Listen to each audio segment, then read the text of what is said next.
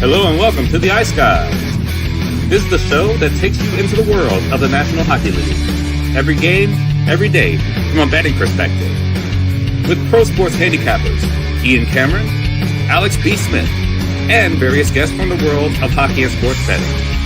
And now, here's your host, Ian Cameron.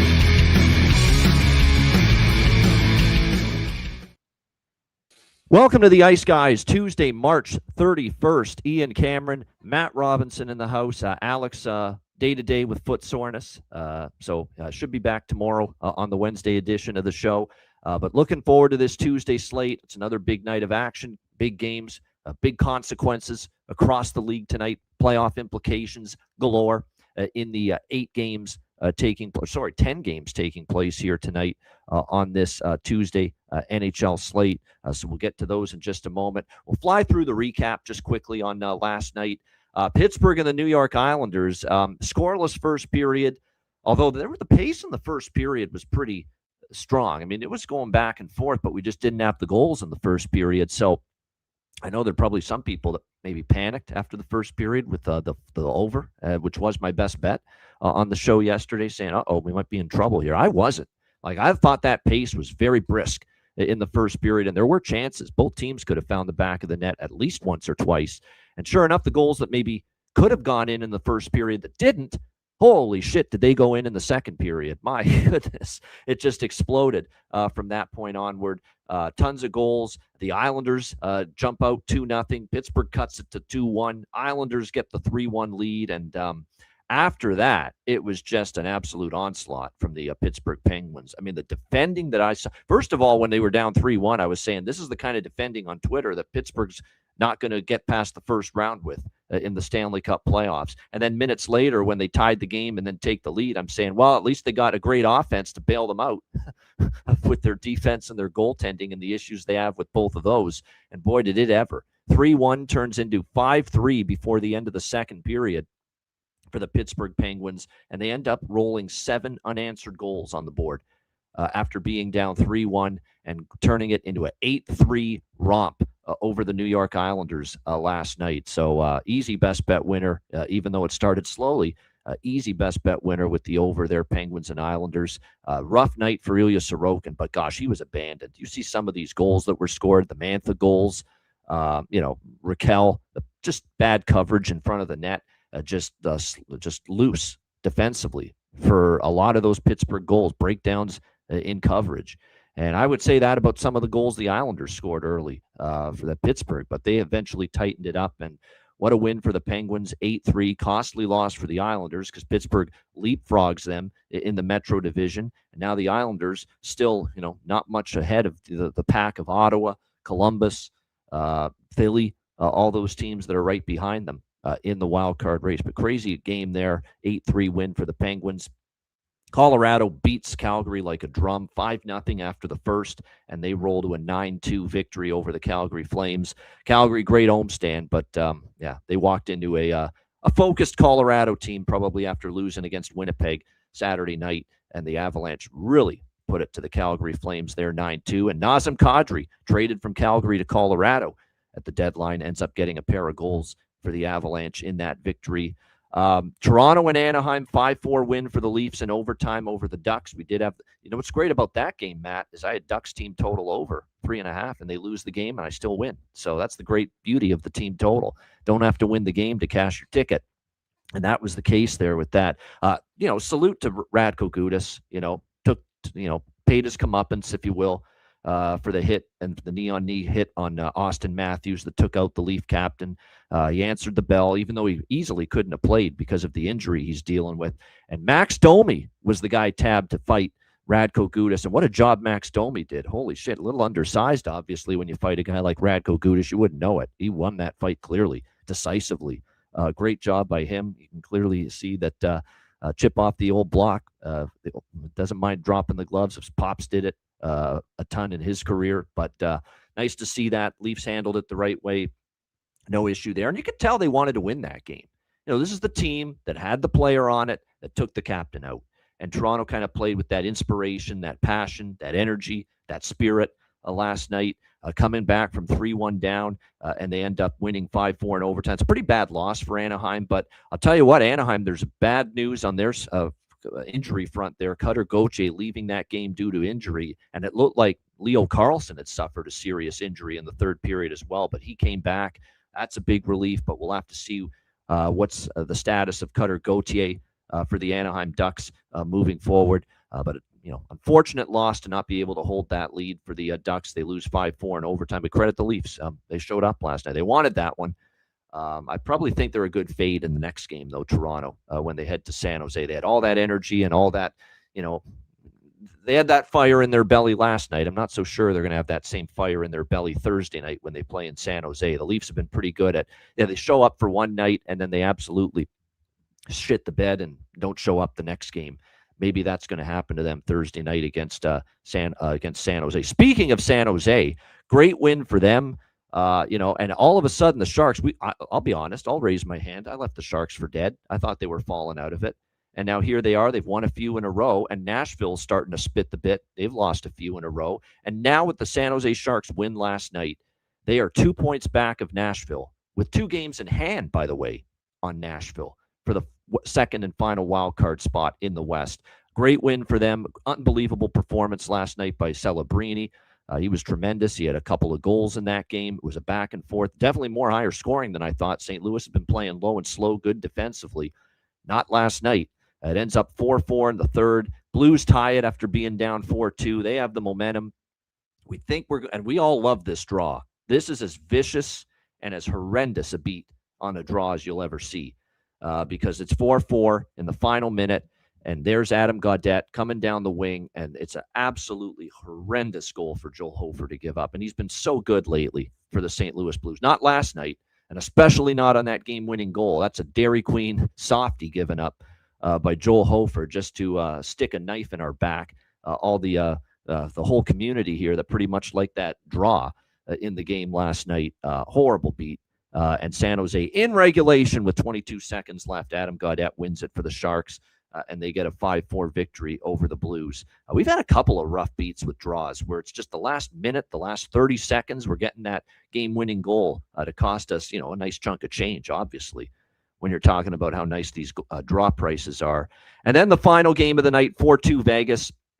They win in John Tortorella's debut. This game frustrated me. I mean, I was more heavy on the first period with Vegas, and of course they get shut out in the first period, so this was just a very aggravating result.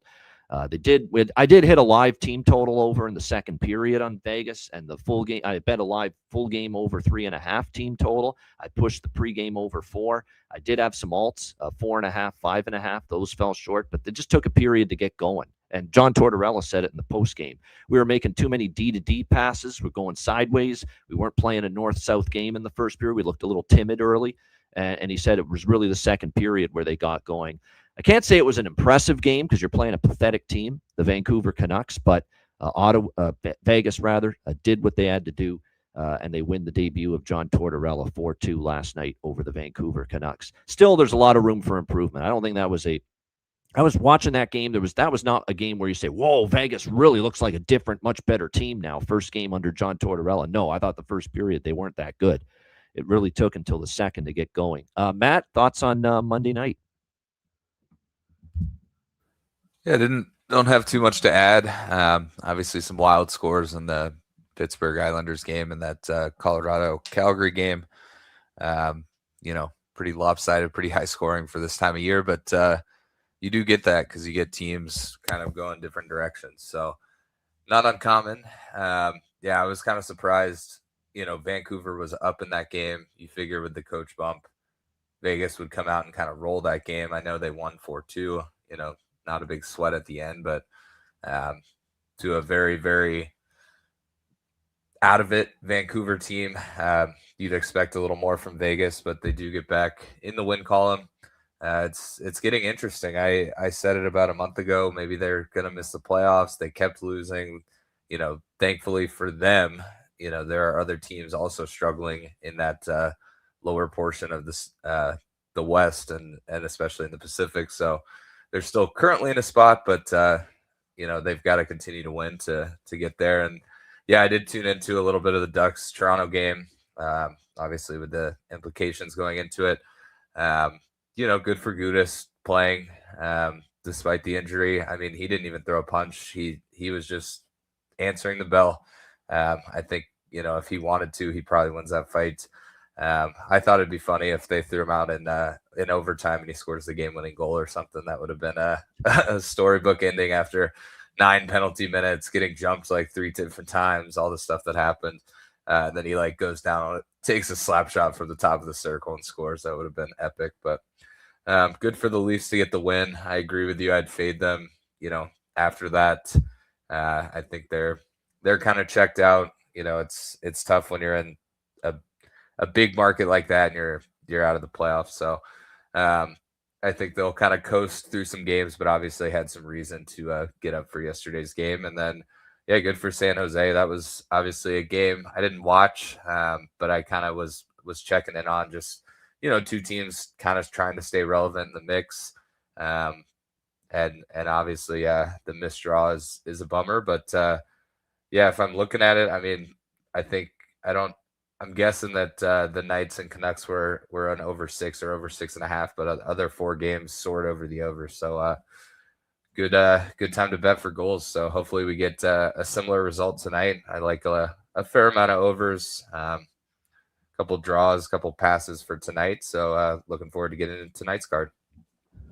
Absolutely. It's a huge Tuesday card. Like I said, looking forward to it. Like I said, that draw still stings after seeing how it unfolded with Sharks and Blues. That you have to remember, though, while as painful as it was to lose the draw in the last 30 seconds with San Jose St. Louis, we did win one in a similar fashion with Boston and Columbus on Sunday. So it's like, the Lord Gambler giveth, Lord Gambler taketh away. We always say that. Sometimes you're going to get one, be on the good side of it, and sometimes you're going to be on the rotten side of it when it comes to those late game heroics, especially when you're betting draws. But on to Tuesday. Oh, my goodness. Look at this comment. Always thoroughly impressed by Ian Cameron. So good at what he does. Oh, you're the first person. You're probably the only one with that kind of a praise for me, but I appreciate it very much. Thank you very much. And like I said, we put in a lot of work, prep to give you as much in-depth analysis as we can on every game on the board every single day, sides, totals, player props. So appreciate you tuning in, and thanks for the kind words. With that in mind, great segue with Matt on the show, because we're going to begin with his team. The Dallas Stars taking on the Boston Bruins. We've got Dallas minus 130 road favorites, 6 the total here in this game.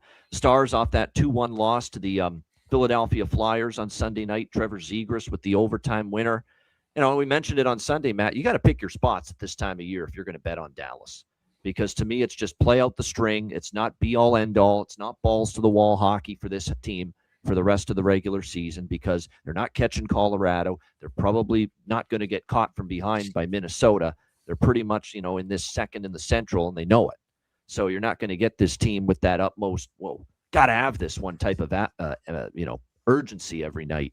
So you've really got to pick your spots and say, is this a night Dallas really, really cares, is emotionally, mentally invested in the game, or not so much? I will say this about Dallas tonight. They've played Boston well. Very well, in fact. They've won 3 straight meetings head-to-head over the Boston Bruins. We'll see if that continues. And big scores, too, 5-2, 7-2, 6-2 for the last 3 meetings between them, all since the beginning of last season. So the Stars have definitely played the Bruins well.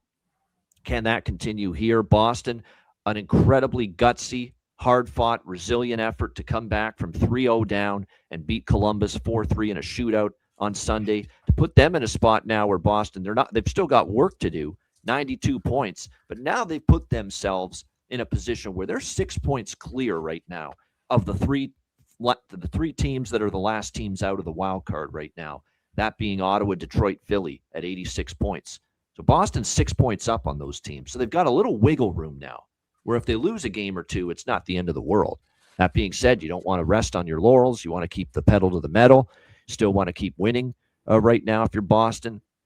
I'm on Boston here for a small bet, plus 110. I just feel that the home ice, they've been so amazing at TD Garden this year, that it's good value with the Bruins at plus 110. I was very impressed with that character comeback win against Columbus on Sunday. I'm maybe a little concerned. There's a little bit of an emotional letdown. That was a game with a couple of big-time fights, too. Good Branson and Jeannot.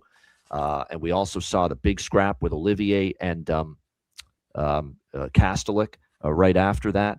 So I'm a little bit worried about maybe a little bit of a come down from that game for Boston. But, we are talking about one of the best home teams in the NHL this year, 27-10-1, and they're a home dog against a team that I'm not sure is totally invested night to night right now, Dallas. So I think at plus 110, they're worth a shot. My one concern, too, is obviously you have to give the goalie edge here to Dallas. Ottinger's going to start for them, and it's going to be Korpisalo for Boston, and you're never quite sure what you're going to get here from him. But I'll go Bruins plus 110. I'll get in a little bit on the draw. It is East versus West here. We did see the draw cash with the Stars Flyers on Sunday, so the draw could get there as well.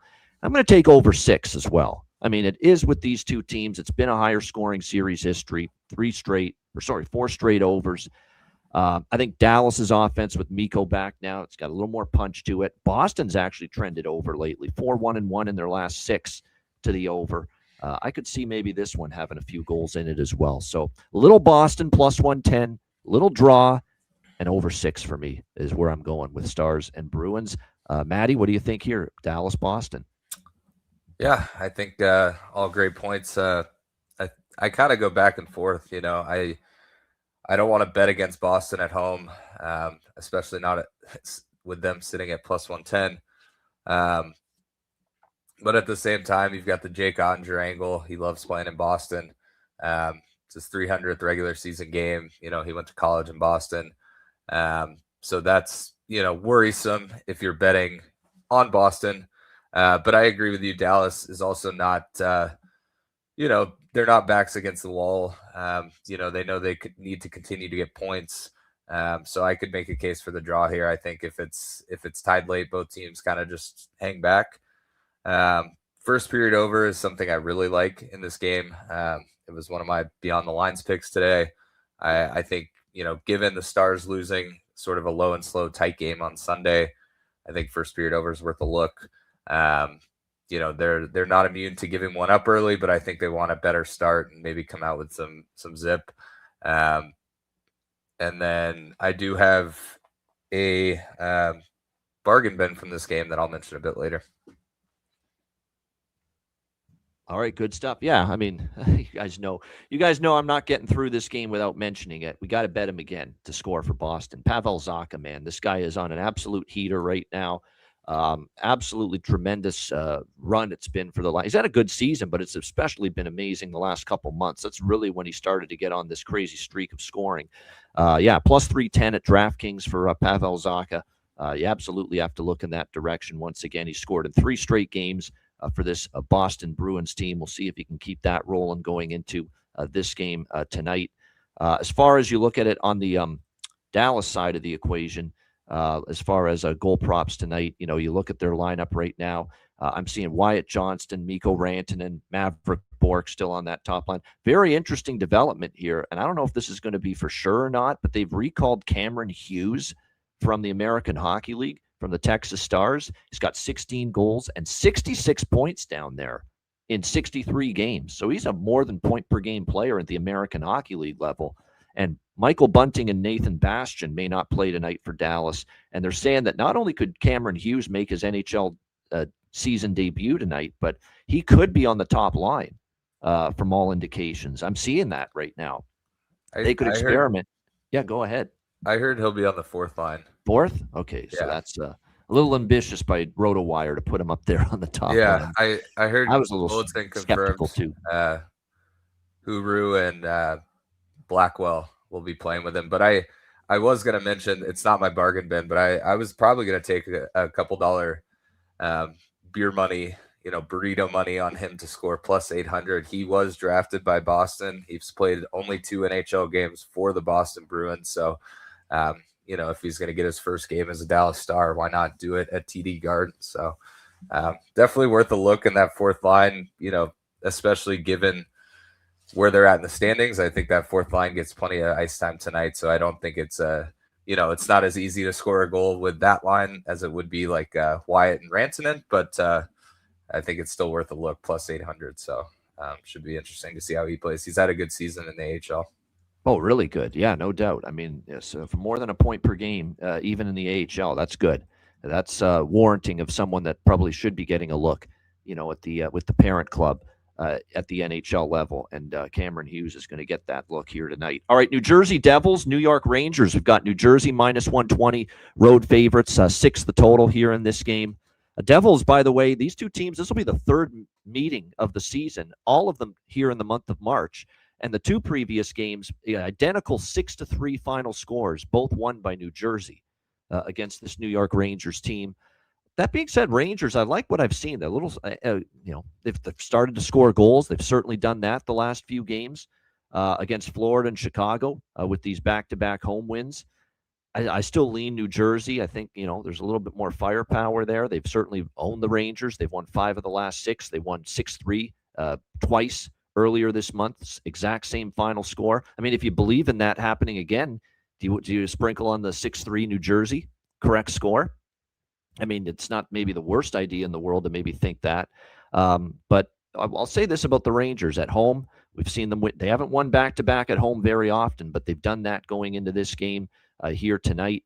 We've talked about New Jersey, how they've been this over machine, largely because they're scoring goals, but they're allowing them as well. 7-2 overrun for the Devils in their last 9 games. We saw the 2 previous meetings, Devils, Rangers, go over the total. Both teams playing for exercise out of the playoffs, defense optional. So I'm on over 6 here for sure. Devils and Rangers, lean Devils, but I'm probably just going to stick to the total. I am impressed with what I've seen from the Rangers. They've had a little bit of these call-ups brought up and put a little energy into this team of late. Adam Sikora stands out as one of those players. He's now scored in back-to-back games, probably worth a player prop look. Ty Cartier's given them a little something. Lafreniere's been good since they traded Panarin. So I think this might be a little harder game for Jersey to win. I could see the Rangers scoring, and I certainly see the Devils scoring. So I'll just stick to the total here with Devils-Rangers over 6 in this one. Matt, what do you think here with New Jersey, New York Rangers?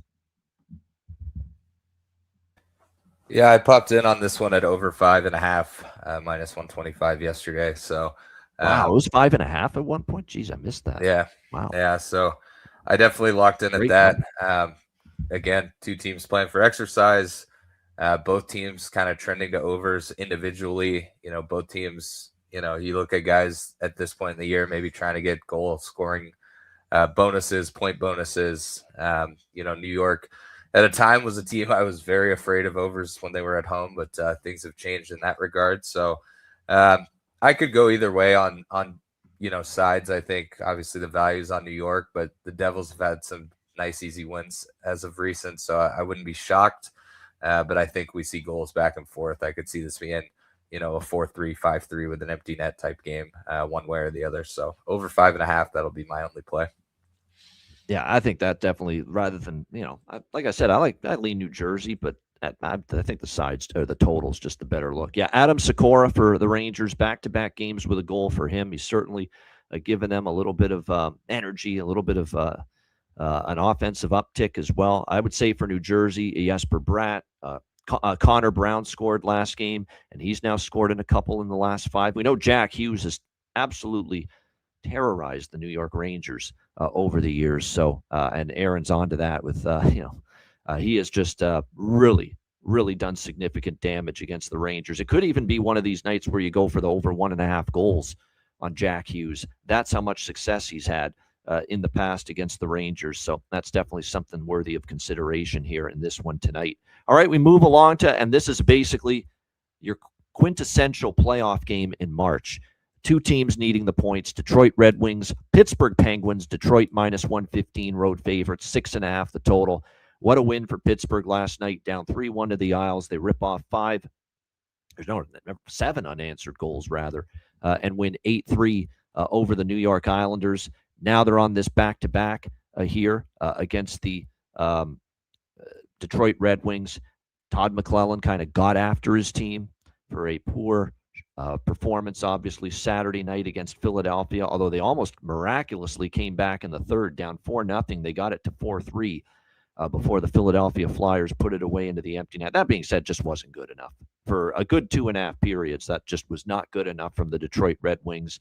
And the fact that Todd McClellan's been talking about we still need to extract competitiveness and playing hard and bringing that will at this stage of the season is a bit concerning.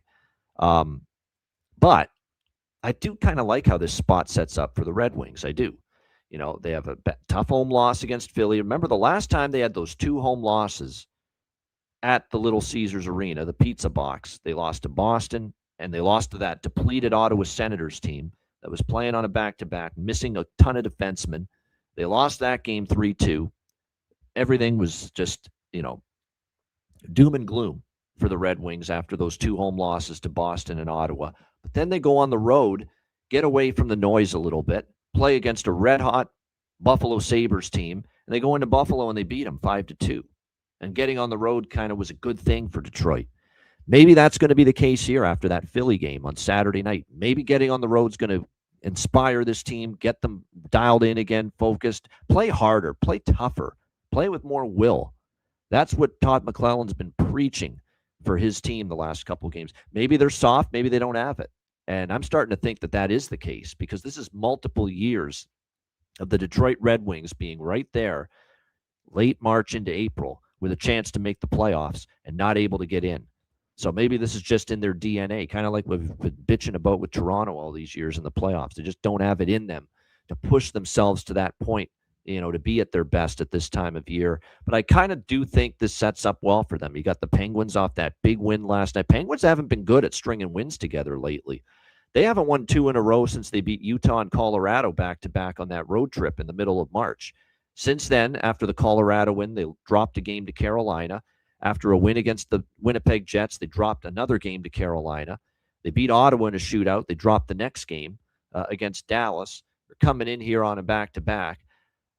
I think I kind of like Detroit here. I do. Now, I'm probably going to keep the smallest bet to the full game money line, -115. I think I like the Detroit Red Wings early, a little bit more. Maybe to get the first goal, first period. I'm interested in the Red Wings, maybe a little first period money line as well. I definitely think it's a good situational setup for Detroit. And, let's be honest, Pittsburgh's still not a great defensive team. Skinner is going to be a net on the back-to-back. He has not been very good of late. John Gibson, you have to give him a goaltending advantage here in the matchup against Pittsburgh. So I'm going to go Detroit full game money line, but I'm going to go a little bit bigger on the first period looks for the Red Wings. The first goal, first period, the first period money line here as well. And if that team total is the 3, we'd have to go with for the Red Wings here in this game against Pittsburgh. I was hoping for a cheap enough 2.5. You're not getting it. It's over 3 -130. So I'll probably wait to bet a live team total on Detroit. And of course, I'm going to come back to the well with over 6.5 with the Red Wings. You have to. I mean, this is just one of the great over streaks going right now in the NHL. 12-1 to the over for the Pittsburgh Penguins now in their last 13 games after last night. So we're riding that sucker until it stops cashing at this point. There you go. Matt, what do you think here in this one, Detroit and Pittsburgh?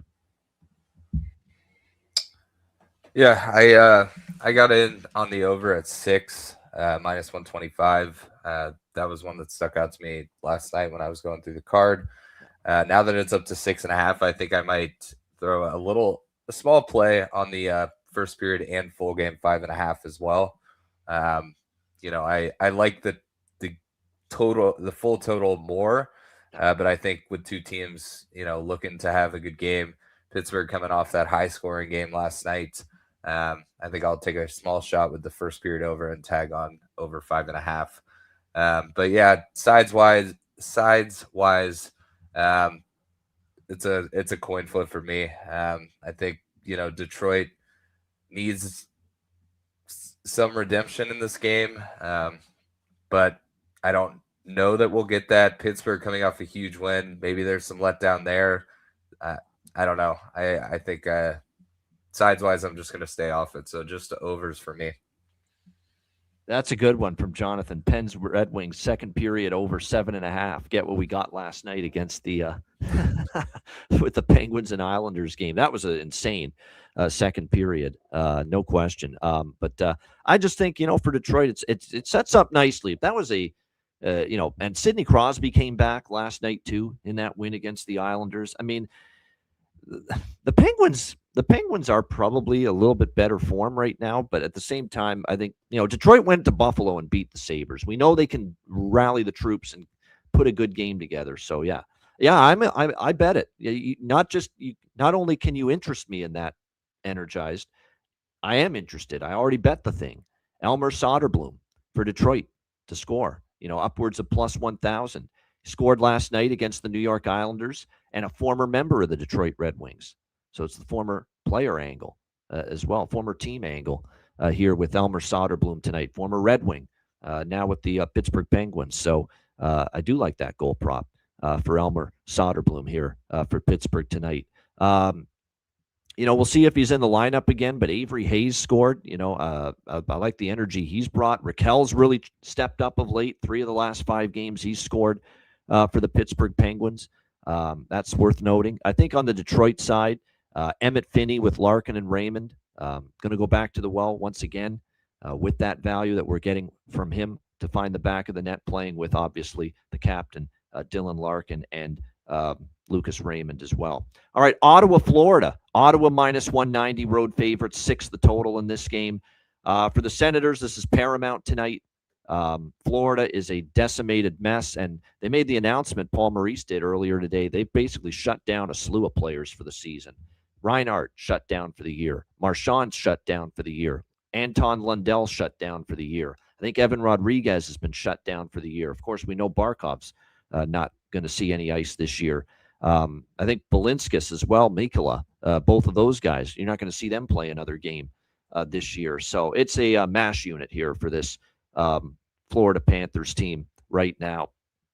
I'm going to go Ottawa first goal, first period. I'm going to go Ottawa first period puck line -0.5 here in this game. Now, the mistake I made with the Tampa game is I didn't go first period with Ottawa. And Ottawa came out and they jumped on Tampa Bay Saturday afternoon.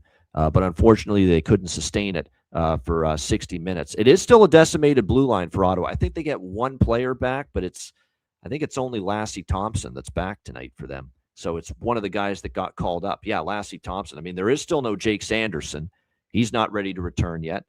Thomas Chabot's still not back for a while. Dennis Gilbert's still out. And, of course, Nick Jensen's on IR. So that's the concern, right? There's still a lot of these injuries on the blue line. Maybe Florida takes advantage of it. But I think Ottawa jumps on Florida, or they got to come out flying here. This is now an Ottawa team that is off that Tampa loss where they had the 2-0 lead. They couldn't hold it. And, of course, if you remember as well with the Sens, the game before that was the 4-3 loss in a shootout to Pittsburgh. So that's back-to-back losses for them. Florida's lost 3 in a row. One thing, too, this is the risk of taking this is the fact that Ottawa's blue line is beat up right now. And maybe because of that, Florida's able to find the back of the net in this game. But the fact remains that Florida, in each of their last 6 losses, they haven't scored more than 2 goals in any of those losses. And they do have Linus Ullmark tonight, when I have no idea why James Reimer started in net. I mean, apparently what Travis Green says is and he needed a rest. He told me he needed a rest. Needed a rest, man. Your season's on the line. You're the #1 goalie. If that's true, I'm a little bit disappointed in Linus Ullmark. This is the time of the year where, you know what, fatigue, whatever, throw it to one side. You're trying to make the playoffs, dude. Get the fuck in there and play and start. You're the #1 goaltender. You're better than James Reimer. Play. That's all there is to it. Play. Get in there. Show that you want to make the postseason. I don't want to hear this nonsense from Travis Green post-game after Tampa Bay talking about why was Reimer in when you're not playing a back-to-back. Oh, because Linus told me he needed a little bit of a blow. What blow? What blow do you need? You're trying to get into the playoffs right now. You're the best goalie you've got. Play. Come on. You had freaking months and weeks away from the team earlier this year for your mental health struggles, and I am sympathetic to that. But come on, you're trying to make the playoffs here. Let's go. Get in there. It's not time to rest. It's not time to take a day off. Let's go. Yeah, I mean, to me, that was absurd hearing that.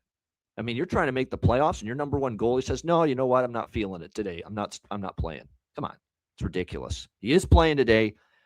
Let's hope the rest does him good, that he didn't play, since last week against Pittsburgh, that he's rested, re-energized, refueled, whatever, all that nonsense that apparently he needed on Saturday. that hopefully now he's going to be able to play his best. But I'll go with Ottawa first goal, first period. Ottawa first period puck line. I'll also go Ottawa team total here over 3. I'll go the 3, just for a little security. You could go 3.5 at the plus price, but I'll go with the over 3 here, which is around minus 135. And I'm tempted to go with Florida team total under 2.5 here, minus 108. That's why I brought it up, that each of Florida's last 6 losses, they've scored 2 or fewer. I'm tempted to go with that Florida team total under. Keep in mind, as much as the blue line's depleted, Ottawa's a great shot suppression team. Allmark is capable. And Florida right now, I could see them struggling to find the back of the net. If Ottawa controls the flow, which they've done a lot lately, and I have a feeling they'll do it tonight. And Tarasov, by the way, I believe is starting for Florida, and he's been very shaky of late for the Panthers in between the pipes. So put it all together, and that's basically what I'm going to be doing. I'm going to be just, evening it up across that slew of bets here. Ottawa first goal, first period. Ottawa first period puck line is, let me just give you the price on that. -0.5 plus 150 is the best price out there with that. The team total over for Ottawa, and maybe a little dabble in the Florida team total under 2.5. Because again, 6 straight Florida losses. Each of their last 6 losses, Florida, they've scored 2 or less. Matt, what do you think here? Ottawa, Florida. It's a pass for me. It's the only full pass on the card, but yeah, nothing for me in this one. No doubt. I think it's a beautiful setup for Ottawa. Like if they shit the bed and lose, I'll say, well, there goes that thought. But I think you couldn't ask for a better year. 2 back-to-back losses. You've been off since Saturday, so you've got your rest. And do you know how rare it is this season right now at this point in the season to have 2 full days between games? Like for Ottawa to have Sunday and Monday off before this game tonight, they should come out flying. And if not, shame on them. But yeah, I like the first period looks here with Ottawa, even more than the full game in this one. As far as props here for Ottawa, Florida, not really a whole lot to add. I would maybe look toward, Dylan Cousins has been good lately for the Ottawa Senators. Maybe you go in that direction. I wouldn't talk anyone out of Fogle. We've mentioned him, a couple of times recently.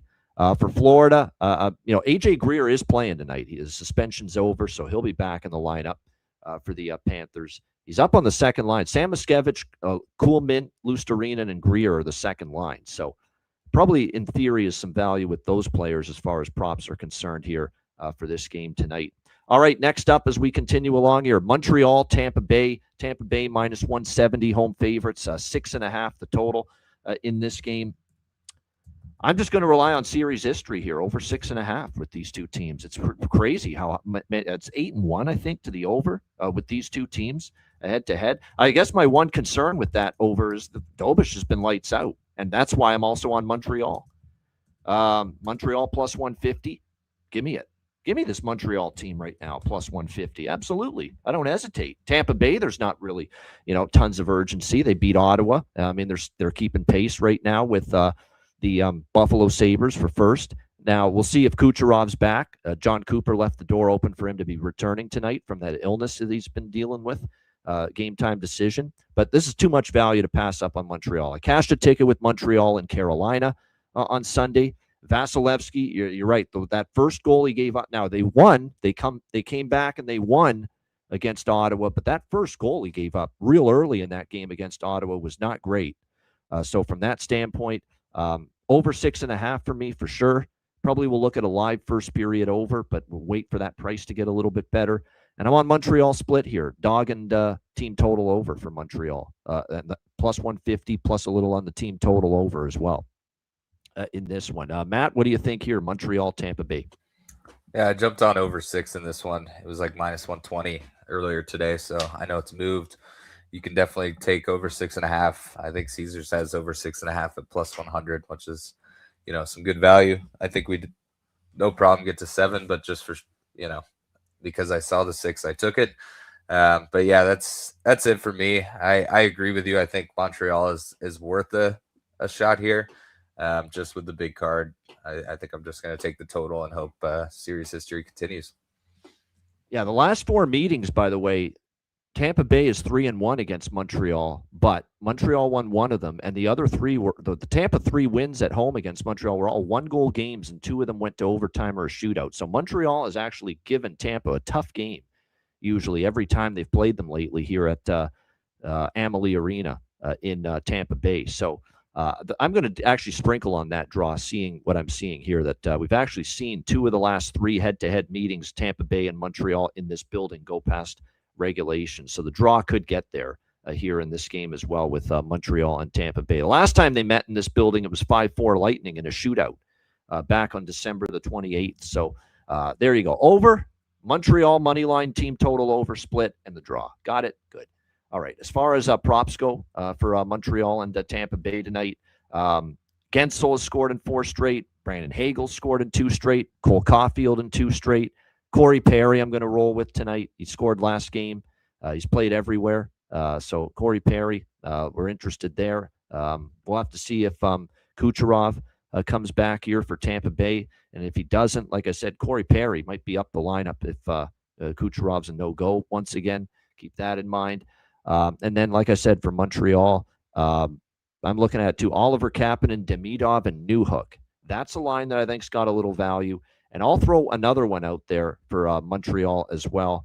We're going to see Bolduc has had a struggle this year. I did not expect Zach Bolduc to have this kind of an offensive struggle this season, but he did score a couple of games ago, and maybe he gets going a little bit for Montreal. So might give him a little shot as far as goal prop.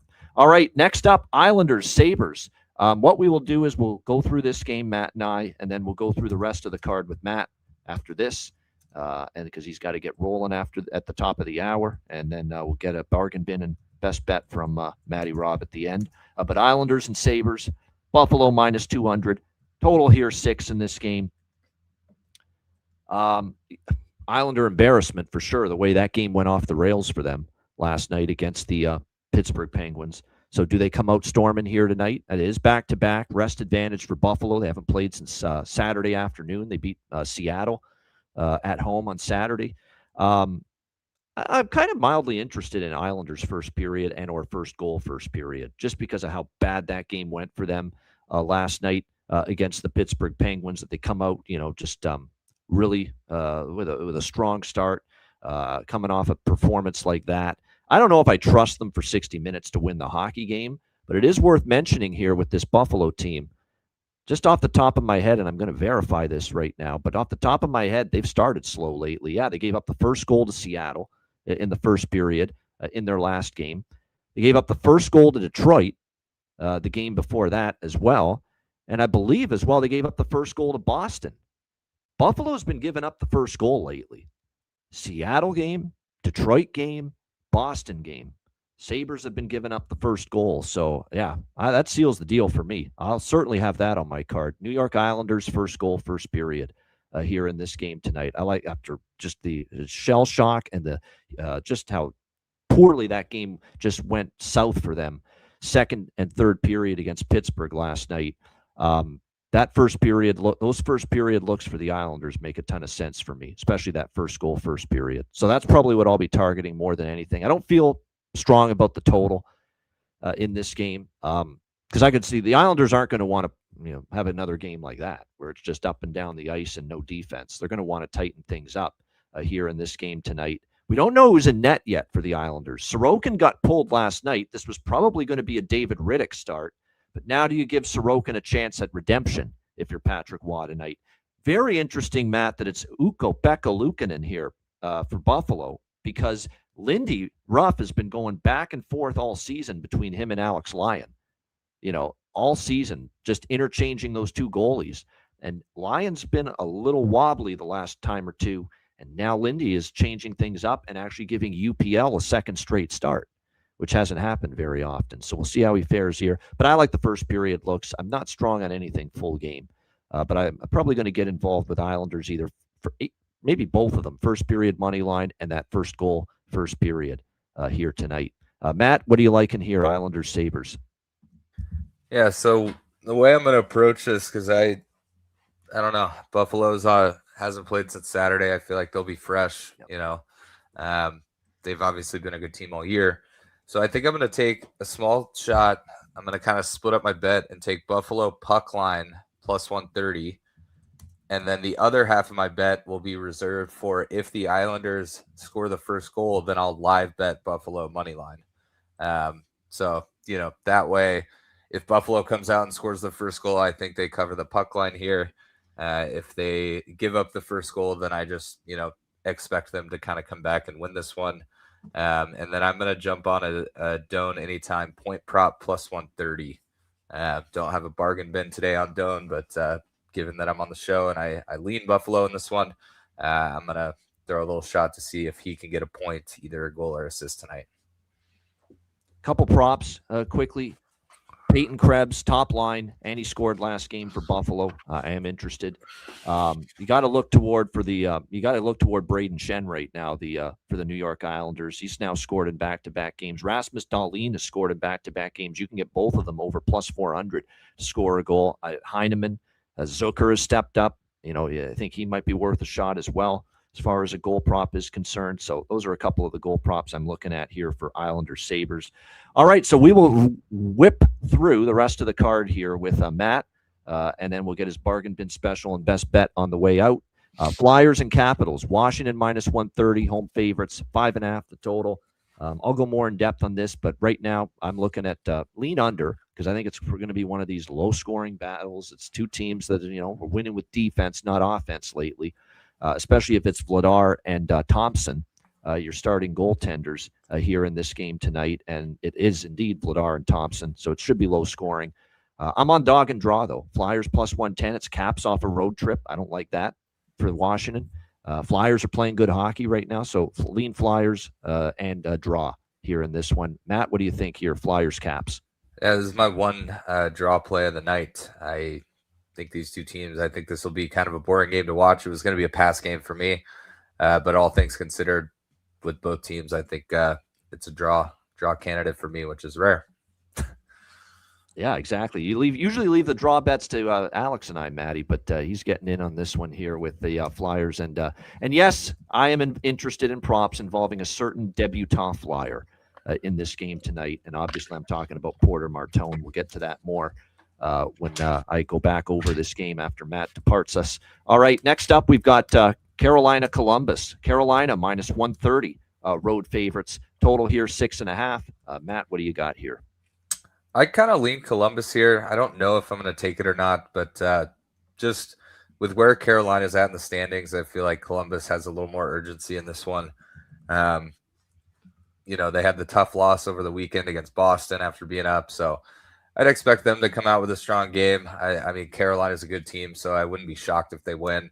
But I will be on same game parlay 1.5, 5.5, and then I'm going to take a small shot. And sorry, that's plus 123. The 1.5, 5.5 in this one. And then I'm going to take a small shot with Mason Marchment, 2 points, plus 525. He's back on the top line. He's playing on the first power play unit. He has 2 points in 2 of his last 5 games, but those are the only games he has points in. So when he does get a point, he seems to get 2. So I'm going to take a shot with Marchment, 2 points, plus 525. All right, Winnipeg, Chicago. Winnipeg minus 150 road favorites, 6 the total in this game. Here's another team, the Winnipeg Jets, that just when you think they're out of it, they keep on hanging around. And all these teams that are hanging around, like Winnipeg, like San Jose, like Seattle, it's all because Nashville's been losing the last few. They've lost 3 in a row, and it's kept these teams hanging around. Winnipeg's only 3 points back of Nashville for that second wild card spot. So, I mean, certainly lots of motivation on the Jets side, but I'm not interested at minus 150 on the road. You can maybe convince me to bet them live if they're trailing at a plus price, but I'm not going to take them at this price. This is probably a pass for me. Matt, what do you think? Winnipeg, Chicago. Yeah, given the Winnipeg angle, still alive. Chicago, we've mentioned it. I think we talked about it last week. They're one of those teams that's still going to bring you their effort. They got some young, feisty guys. They put up a couple goals here and there. So this is an over bifecta game for me. First period over, and then I got in over 5.5 at minus 125. All right, last game, Seattle. This is a good one. Seattle and Edmonton, because Seattle is battling for that final wild card spot because of Nashville tripping over themselves. Seattle's only 2 points back of Nashville for that second wild card. Seattle's got 2 games in hand on Nashville as well. So big opportunity. But Edmonton's starting to heat up. They are now just 4 points back of Anaheim for first in the Pacific. So this is a game that should be important to the Oilers here as well. Edmonton minus 180 home favorites, 6.5 the total. I like the draw first and foremost in this game because there's a lot of draw history here. As far as I think that's going to be one of these games where it's tight. These are 2 teams in different races right now. I think Seattle could be good enough to put up a battle here in this game. Seattle's gone past regulation in 3 straight games, so I definitely like the draw. Here's an interesting little series history fact. These 2 teams, the last 5 times in Edmonton, Edmonton's won all 5 games, and they've scored 4+ goals in all 5 games. All 5 games where the Oilers have hosted the Kraken, they've scored at least 4. So maybe Oilers team total over 3.5. I am kind of interested in that. Matt, what do you think here, Seattle, Edmonton? Just the same game parlay in this one. I think we get 2 goals in the first. Seattle's been trending well to first period overs. And then I think we get to 5.5 in the game, just given both teams trying to score some goals. Yeah. Grant likes Seattle as the dog. I want to take them, but I don't fully trust them to win.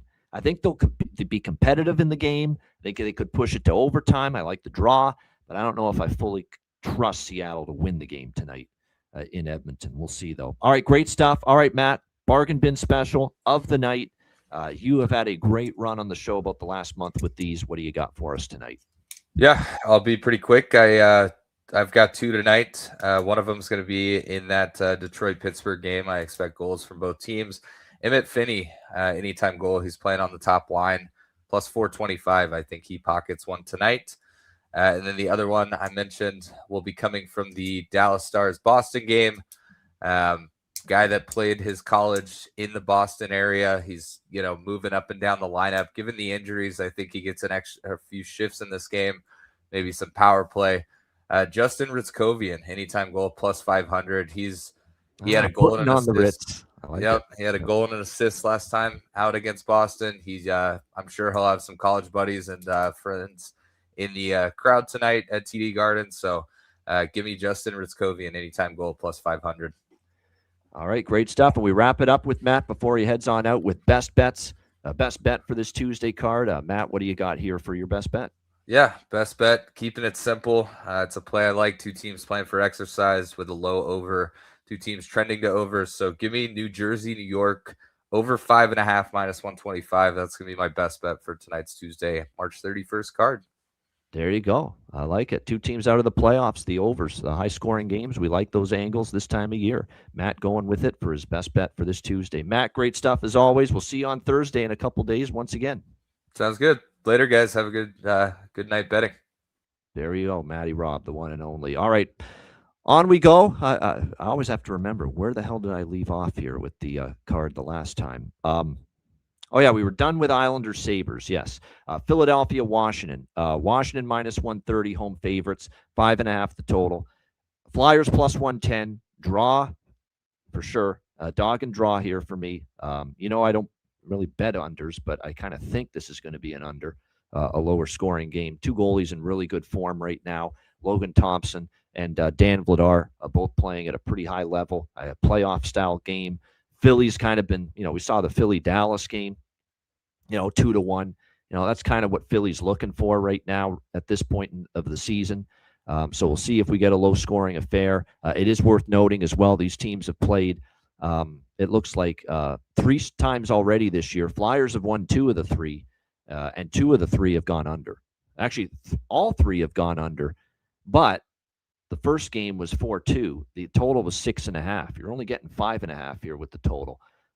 So the first game had 6 goals, but the last 2 games had 4 goals and 5 total goals, and both stayed under. It is 3-0 to the under, but that first meeting between the 2 teams this year, it was a 6.5 total, not a 5.5. But I do think it's a lower scoring game. But I like the Flyers and I like the draw here in this. It's hard not to like Flyer draws right now. I mean, this Flyers team, as far as overtime's concerned, 5 of their last 9 games have gone past regulation. Washington, 3 of their last 7 have gone past regulation as well. So Flyers and draw for me in this one. As far as props, yes, we are indeed going to invest in Porter Martone for the Philadelphia Flyers in his NHL debut tonight. He grew up a Flyer fan. They're throwing him right into the deep end of the water, if you will. The deep waters, top line, or actually top six. I think he's going to play with Konechny and Dvorak, is what I'm seeing here for the Philadelphia Flyers tonight. But more importantly, he's also going to play on the power play, the top power play unit for the Philadelphia Flyers tonight. And so let me see if I can find this. I posted this or reposted this on Twitter. I also put it in our group chat that we have. It's worth showing it. It's a great picture. He grew up a Flyer fan, Porter Martone. And this is a photo probably going back, probably it's got to be 10 or 15 years at least. There it is. It's basically with Wayne Simmons. There we go. With Wayne Simmons, who is a Philadelphia Flyer obviously at the time of that picture, with a very young Porter Martone taking a selfie with him. He's got the Flyer hat on, a young Porter Martone, and now here's Porter Martone making his Flyers debut tonight against the Washington Capitals. So it's pretty cool. Pretty cool when you see that. Living the dream, 100%. Beautiful thing. Great photo. And like I said, and that's legit that he is a Flyer fan growing up. So that's pretty cool to see. And it'll be fun to watch his NHL debut here tonight, no question, for the Flyers. Any other props besides Martone? Goal prop for Martone, obviously. You can go power play point, and I'm not, I don't bet a ton of power play point props. But Martone on that top unit, there's going to be value. I'm seeing plus 500 at BetMGM for his power play point, plus 400 at Bet Rivers for him to score a goal. Just his point prop is plus 120 in some spots. So, no doubt there's some good value here in his debut. This is a guy that had a pretty good season at Michigan State in the college ranks. So that's worth a shot. Noah Cates, we've talked about Noah Cates a lot for Philadelphia. We'll see if he can maybe find the back of the net. He's been pretty consistent for them. Here's a couple for Washington. Beauvillier has scored in back-to-back games. Justin Sordiff is a guy that's been starting to chip in offensively for the Capitals as well. A little bit under the radar, but certainly a good price in the plus 450 range for him to find the back of the net. So there's a couple of goal props that certainly have my interest here in this one. All right, Carolina, Columbus. Carolina minus 130, road favorite, 6.5 the total. Columbus, this is the tricky part with Columbus is we're starting to see some of the Rick Bowness magic wear off. It's almost like now that they're the hunted as opposed to the hunter, because they're a team right now in a wild card spot, holding on to that second spot right now at 88 points, but just 2 points ahead of three teams chasing them, Ottawa, Detroit, and Philadelphia. They're getting a little tight again, Columbus. They lost to San Jose on Saturday, 3-0 lead against Boston on Sunday. Somehow you let it slip through your fingers and you lose in a shootout to the Bruins. Pressure's ratcheting up for Columbus. I don't love the way they've been handling it all of a sudden, the last couple of games. Rick Bowness has been talking about fatigue setting in and just the mistakes when you're tired that they've been making. But now they've finally added, I wouldn't say it's much time off because they played a back-to-back Saturday, Sunday, but, you have a day off at least. Now, Matthew Olivier, he got injured. I think he got injured in that fight with Kastelik, but he got injured during that Boston game. He's out, it looks like, for a couple of weeks. Damon Severson on the blue line is out. Voronkov out as well. So some injuries are starting to show here for the Blue Jackets. Jet Greaves will be in net for the Blue Jackets. That's a very interesting development because we've seen Rick Bowness go really with the platoon back and forth, Merzlikins to Greaves, and now he's giving Jet Greaves his second straight start here. Carolina with Brandon Bussey. I could only back the Jackets here. And in fact, I think I still might at plus 110. They beat Carolina the last time they played Carolina in this building, and it wasn't even close. They won going away convincingly, 5-1 over this Carolina Hurricanes team. And I think it was Bussey and Greaves, the same goalie matchup in that one. Yes, it was. They've beaten Carolina 4 straight times here at Nationwide Arena. 5-1, 4-3 in a shootout, 5-4 in a shootout, 6-3. They've dominated the Hurricanes every time the Hurricanes have made this visit here to Nationwide Arena. And you cannot compare where the urgency level is at for a game like this for these two teams. Carolina's cruising, rolling toward first in the Metro. Nobody's putting much pressure on them. They're going to win this division. They are. It's just a matter of when they clinch. They're still 8 points up on Pittsburgh, 9 points up on the Islanders. None of those teams are catching Carolina. Carolina's not playing with that urgency right now that Columbus has to. So just from an urgency standpoint, there better damn sure be more urgency for the Blue Jackets here tonight than the Hurricanes. And they have done well hosting Carolina over the years. So, yes, they've been on shaky ground here. They've lost 3 straight. They look like they've been getting a little tight now that they're in a playoff position. It's funny. All that work to get into a playoff position, and now that since they finally got into a wild card spot, they've been looking tight as a drum again, Columbus. It's hard to explain, but that's what we've seen from them. They've lost 3 in a row. I'm going to take them at this price. I would not be able to have a very enjoyable night if I know that Columbus were to win this game and I didn't take them as a home dog. With such an important 2 points at stake when they've owned Carolina in this building as well. So I'm going to commit to taking Columbus here plus 110 in this game. And one thing that's interesting too is in these 4 straight home wins for the Blue Jackets against the Hurricanes, they've scored 6-5, 4 and 5.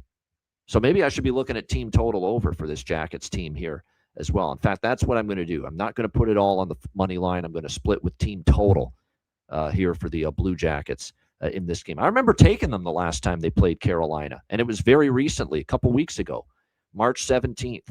I'm going to trust in this team. I'm going to trust in Bonus. I'm going to trust in this team can rise up. Carolina has not playing like phenomenal hockey. They're 6-4 in their last 10 games. Beat Pittsburgh, lose to St. Louis, beat Tampa, lose to Columbus, beat Pittsburgh again, beat Toronto, beat Pittsburgh again. 3 of those wins against Pittsburgh, beat New Jersey, lose obviously to Montreal 3-1 the other night. We've talked about how Bussy has not been nearly as sharp post-Olympic break. If Columbus pressure gets to them and they lose tonight, okay, I'll say well done, Carolina, and admit being wrong. But like I said, I like the price. I think Columbus comes to play. They bring it. They've dominated this team in this building. 4 straight wins against Carolina here at Nationwide Arena. The price is good enough. Home dog, plus 110. I'm going to trust in Columbus here, plus 110 here tonight. We'll split it with the team total as well. Because, again, in all 4 wins at home against Carolina, they've scored at least 4 goals. We'll go over 3 at plus 102 with that Blue Jacket team total. As far as props go for this game, Marchment, I know Matty Robb mentioned him, Charlie Coyle. Boone Jenner I have a feeling Boone Jenner is going to score tonight. He scored against Boston. He took a horrible penalty late in that game against Boston. Horrible. He's got to know better than that. You're the captain. You got to have a better lead by example situation than that. Taking a really, really ill-timed, needless penalty late in that game. I wouldn't be shocked if he maybe steps up a little bit here tonight for the Blue Jackets here. It's going to be interesting to see as far as the shakeup in the Kent Johnson, too. This is a guy that has been an enigma this year. Definitely has not had the season people thought he would. He's back in the lineup because Olivier's out. Rick Bowness has decided Kent Johnson's going to go back in. I know he's down on the 4th line, it looks like, with Lundestrom and Miles Wood, but going to dabble maybe a little bit here in Kent Johnson. KJ to find the back of the net here for Columbus. As far as Carolina goes, I'd go back to the well with Jordan Staal. Jordan Staal had been picking it up offensively of late. You're getting a pretty good price, plus 400. Nikolai Ehlers, too. Both of those guys. They have scored in 3 of the last 5 games entering this one. So that could be worth a shot here as well as far as a couple of Carolina goal props of interest. All right, on we go. We've got Winnipeg and Chicago. Winnipeg minus 150 road favorites, 6 the total, shaded to the under. I mentioned with Matt, didn't have much on this game. It's a pass for me. I haven't bet this game pregame yet. We'll see how it goes. Obviously, Winnipeg is still very much alive because of Nashville's struggles and stumbles. Nashville, with their 3-game losing streak, it's opened the door for a team like Winnipeg. Winnipeg trailing Nashville by 3 points and still has a game in hand over the Nashville Predators as well. So it's a really big game here tonight for the Winnipeg Jets. But must win doesn't equal will win. We know that. Chicago's been competitive. Chicago will have Spencer Knight in between the pipes. But, obviously I don't want to go against the will of Winnipeg. I don't want to lay minus 150 either. Total could go either way. I mean, we are going to see a Spencer Knight, Connor Hellebuck matchup. Those are two goalies that are capable of leading to an under. But at the same time, I've said this about Chicago for a while. I think Winnipeg's going to want a low-scoring game. Chicago, I think, has a more offensive lineup, and we've seen them cash 4 straight overs entering tonight. So that's why I'm conflicted on the total.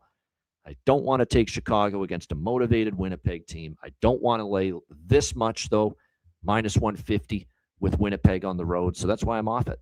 That's why I'm off it as far as pregame. Prop-wise, people buying into the Jonathan Toews back in Chicago. Could it be his final game in Chicago? It very well could. I mean, do we know if Jonathan Toews is coming back next season? I don't know. I don't think that's a given at this point in time. So very interesting to see how this goes. Like I said, Jonathan, I don't hate it. I don't hate the idea of maybe looking at a Jonathan Toews prop here tonight back in Chicago. Could be. I'm not saying it will be. Could be his last game, potentially, in this building. I'm going to go to the well, certainly, with Nick Lardis. Nick Lardis has scored in 3 of the last 5 games for the Chicago Blackhawks. I think if I were to look at Winnipeg goal props tonight, don't really overcomplicate it. Velarde's picked it up. We've even seen Perfetti pick it up of late. I follow with Scheifele and Connor. There's probably still some value because he's still up there on the top line. But like I said, definitely worth a look. A couple of those props I've mentioned here for Winnipeg, Chicago. And for me personally, it's going to be more of a prop game. All right, last game, Seattle-Edmonton. Edmonton minus 180, home favorite, 6.5 the total. I already mentioned it with Matt. I like this draw quite a bit. 3 straight Seattle Kraken games have gone past regulation. These two teams are in their own wars, in their own battles right now. Seattle's just trying to get into the second wild card. Edmonton's trying to track down Anaheim for first in the Pacific Division. I think it's going to be a competitive game. I don't think Edmonton's defense or goaltending night to night is good enough to blow teams out. Even during this 3-game win streak, Utah 5-2, but it was pretty close, and they got a couple empty net goals late. That was 3-2 in the third period. Then the empty net goals padded the margin. But the Vegas game was a struggle. They won, but it took overtime to beat Vegas. 4-2 against Anaheim. But again, that's a 1-goal game, and then the Oilers put it away with the empty net. So they've been flirting with overtime, even in their last 3 wins, Edmonton. I think we have a chance for OT here tonight. Again, they're in their own battles, these two teams. My one concern for Seattle is, I was looking at this big, tall price here with Seattle in the plus 160 range, but Edmonton has really owned them in this building at Rogers Place. We're talking 5 straight times the Oilers have hosted the Kraken. Oilers are 5-0, and all 5 of those games they've scored at least 4 against Seattle in this building. So. Yeah, I mean, who's in net here tonight? I assume it's Ingram again. Yeah, it is Connor Ingram for Edmonton. They don't want any part of putting Tristan Jarry right now in with the division still. At least a chance that Edmonton could overtake Anaheim for the division. It looks like, too, for the Kraken, day-to-day injuries for Schwartz and Wright.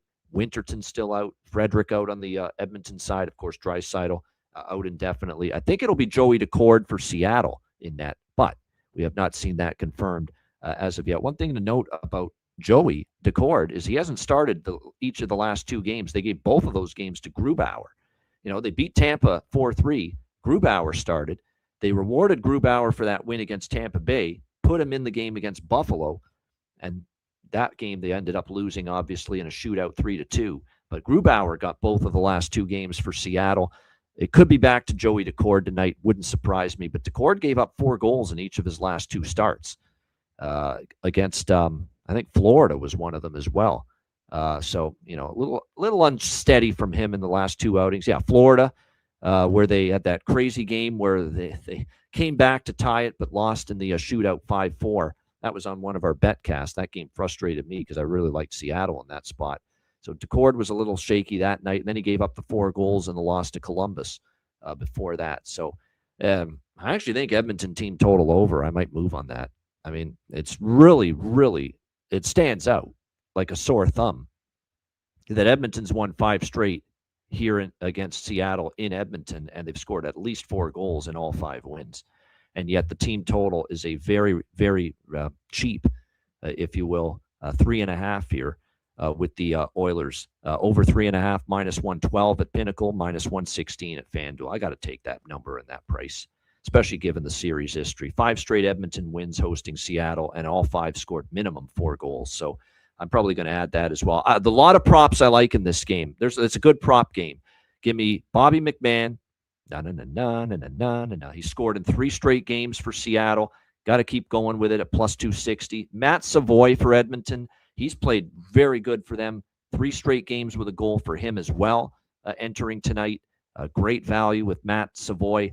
Really been impressed with what I've seen. Plus 290 at DraftKings and BetMGM. Looks like the best price for him to find the back of the net. Hyman scored in back-to-back games. Jack Roslovic might be worth a shot in that north of plus 300 range as well with what we have seen from him here in recent games for the Edmonton Oilers. And maybe Podkolzin as well, because he's still getting that ample opportunity with McDavid. I mean, McDavid's being flanked by Savoy and Podkolzin. So right away, looking at Savoy and Podkolzin for props makes all the sense in the world. At least in my mind, it does. On the Seattle side, Jordan Eberle, in addition to McMahon, I would say Jordan Eberle, the former Oiler, of course, back in Edmonton. That he might be worth a look here as far as goal prop tonight. And I'm going to give a shot to Berkeley Catton.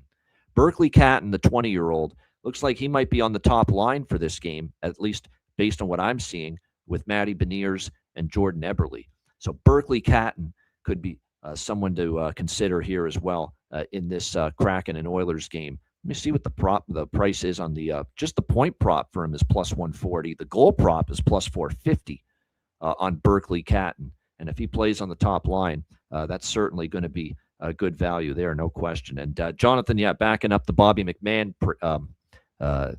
support that we all have. A lot of us in the chat I see like Bobby McMahon. A lot of people in the chat liking Bobby McMahon goal props tonight as well. McMahon with 6 goals in 6 games against Edmonton. So great stat there. Even without that stat, you got to bet him right now. He's red hot. He has clearly fit in nicely. Bobby McMahon for this Seattle team. Great stuff. Great show. Thanks to Matty Robb earlier for joining me. Don't worry about Alex. He's good. I saw some people asking about Alex. He's just resting his foot. He's feeling a little sore. Didn't get the greatest of sleeps last night, so he'll be back tomorrow on the Wednesday show, and looking forward to that. Check out wizardsportspicks.com. Daily premium picks available on the website. Long-term subscription passes available as well. I'm currently still number 1 in the NHL and college basketball on the website.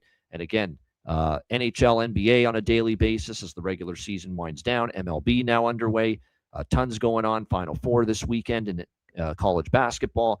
So check it out, wizardsportspicks.com. And, of course, patreon.com/iceguys, just $10 per month. Goalie charts, totals charts, daily betting cards, sides, totals, player props posted each and every day on the Patreon page. And I made a post on the Patreon page today. We've got a Patreon-exclusive live betcast coming your way later this week, okay? And we're going to announce it officially the day of, as we always do, because we like to surprise our Patreon members a little bit. But we will have a Patreon exclusive live betcast later this week. And then we'll have another one exclusive to Patreon the final week of the NHL regular season, the week of April 13th. So stay tuned for that. 2 live betcasts, Patreon exclusive before the end of the regular season. One of them comes your way later this week. Now's the time to sign up so you don't miss out on being part of that. The 50% or $50 off Dub Club All Sports subscription discount with yours truly is still available. It's only an offer that is available to Patreon members on the Patreon page. You can still take advantage of that. So check all of that out and more. $10 per month. Your membership goes a long way to supporting the show and keeping it going long term. $10 per month. Get on board at patreon.com/iceguys. And of course, check out the Ice Guys store, iceguys.myspreadshop.com. There it is from Alex. 30% off for the next 3 days at the Ice Guys store. So take advantage of that offer and get yourself some Ice Guys gear and merch. 30% off for the next 3 days at iceguys.myspreadshop.com. All right, bargain bin special of the night and best bets coming up right after we hear from our great Ice Guys sponsors.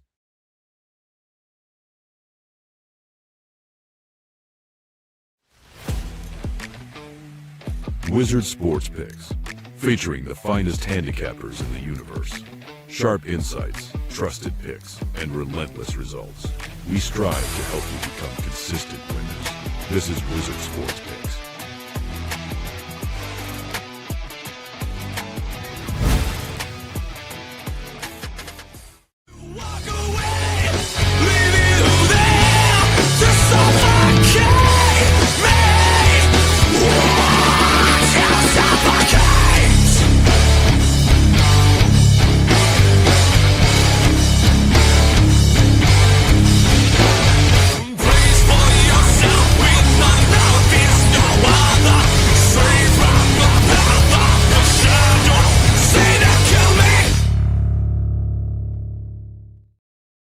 All right, it is time for Bargain Bin Special of the night. We got certainly Matt with his Bargain Bin Specials earlier in the show. We'll see what I'm going to rock with here for Bargain Bin Special. I'm going to go with two tonight, two Bargain Bin Specials for this Tuesday night slate. They're both going to come from the earlier games. I have to take it at this price. Again, Pavel Zacha, Boston. I'm going back to the well. He's been amazing, absolutely sensational. He is a threat to score every night.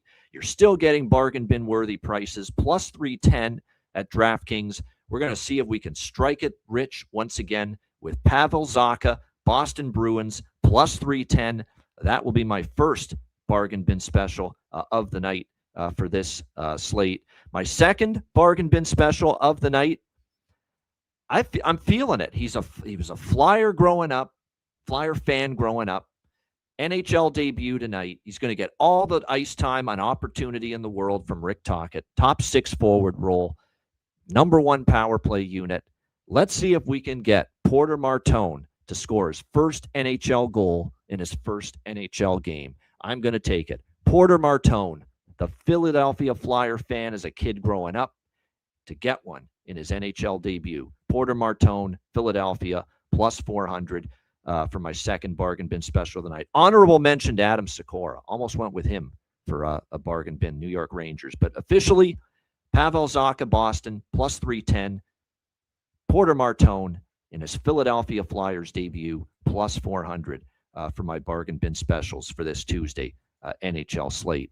All right, best bet for this Tuesday card. I had to think about this one a little bit more as far as best bet. There wasn't one that flew off the page necessarily, but I'm going to go with this one. Give me the Ottawa Senators first period puck line against Florida. It's time to jump on this team. You've been off since Saturday. Come out like you mean business. Florida is decimated. They've also lost 3 in a row. Come out here and take the lead early. And then you can do whatever you want, because the one thing we saw from Ottawa is they had this kind of start against Tampa Bay, but they couldn't sustain it Saturday. But they had a great first period against the Lightning. I think they're going to have a great first period here tonight, and I think they'll lead going into the first intermission. Ottawa Senators, -0.5, plus 150, first period puck line against Florida for my best bet here for this Tuesday NHL card. Shout out to everyone in the chat. Hit the like button. We appreciate it very much. Looking forward to this Tuesday slate. By the way, I think Alex is posting his best bet. I think it's probably his best bet, right? Sends Florida, first period over. There you go. That's Alex's best bet. Ottawa, Florida, first period over. 1.5 tonight in that one. All right, hit the like button on the way out. We appreciate it very much. And like I said, excited about this Tuesday card. Excited about a Patreon exclusive live betcast coming your way later this week. So make sure you get on board and sign up. We're almost at 400 Patreon members. So make sure you get on board and help us get to that milestone of 400 Patreon Ice Guys members. That's a wrap. Great show as always. A reminder, the Ice Guys is live 7 days a week, Monday to Friday, 2 p.m. Eastern, Saturday, Sunday, noon Eastern. If you can't watch the show live, download the Ice Guys podcast in audio form on all major podcast platforms, Google Podcasts, Apple Podcasts, Spotify, Stitcher, iHeartRadio, Amazon Music, and more. Download the Ice Guys podcast when you can't watch the show live. For Maddie Robinson, I'm Ian Cameron. Have a great Tuesday. Enjoy the games and good luck. And we are back tomorrow on Wednesday, 2 p.m. Eastern for another edition of the Ice Guys.